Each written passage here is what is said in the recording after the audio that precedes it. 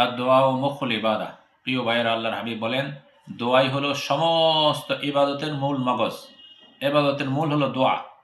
দোয়ার দ্বারা মানুষের ভাগ্য পরিবর্তন হয়, দোয়ার দ্বারা মানুষের জীবন পরিবর্তন হয়ে যায়, দোয়ার দ্বারা মানুষের সবকিছু করা সম্ভব।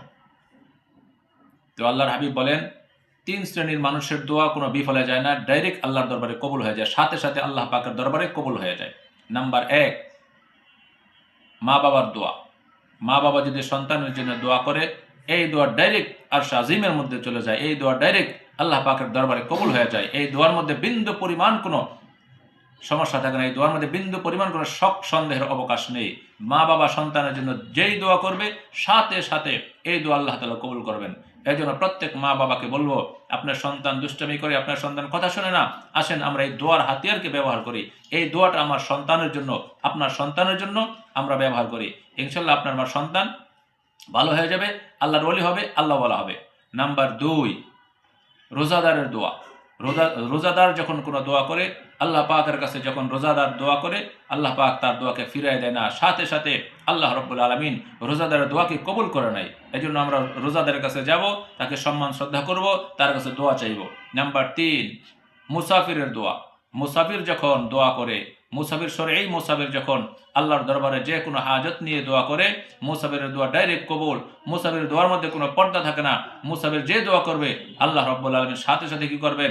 এই মুসাফিরের দোয়াকে কবুল করেন। তো মুহতারাম ভাইয়েরা, আমরা যখনই কোনো সমস্যায় জর্জরিত হয়ে যাব, কোনো সমস্যার মধ্যে পড়ব, ঋণের মধ্যে পড়ে যাব, তখন আসেন আমরা এই ৩ শ্রেণীর মানুষকে সম্মান শ্রদ্ধা করি এবং তাদের কাছে যাই। তাদের কাছে যাওয়ার পরে তাদের থেকে দোয়া নেই। মা বাবার কাছ থেকে আমরা আসেন দোয়া নেওয়ার ব্যবস্থা করি, মা বাবার কাছ থেকে দোয়া নেই। একজন রোজাদার যে আছে, রোজাদারের কাছ থেকে আমরা দোয়া নেই। এবং মুসাফির যারা, পথিক যারা, মুসাফির যারা সফরে যায়, যারা আল্লাহর রাস্তায় বের হয় সফরে যায়, ওই মুসাফিরের কাছে যে আমার সুখ দুঃখের কথা বলে, সুখ দুঃখের কথা বলে তার কাছ থেকে দোয়া নেই। তার দোয়ার মাধ্যমে আমার দুঃখ কষ্টগুলো লাঘব করার চেষ্টা করি, আমার দুঃখ দুর্দশাগুলো দূর করার চেষ্টা করি।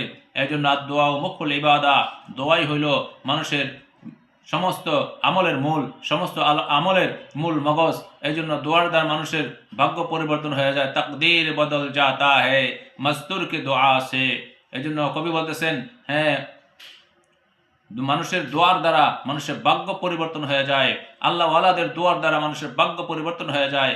এই জন্য আমরা মাঝে মাঝে আল্লাহ ওয়ালার দরবারে যাব, আল্লাহ ওয়ালাদের কাছে যাব, তাদের সাথে একসাথে বসবো, সালাম বিনিময় করব, মুসাফা করব, আর আল্লাহ ওয়ালাদের দরবার থেকে আমরা কিছু নেওয়ার চেষ্টা করব, আল্লাহ ওয়ালাদের দরবার থেকে আমরা গ্রহণ করার চেষ্টা করব।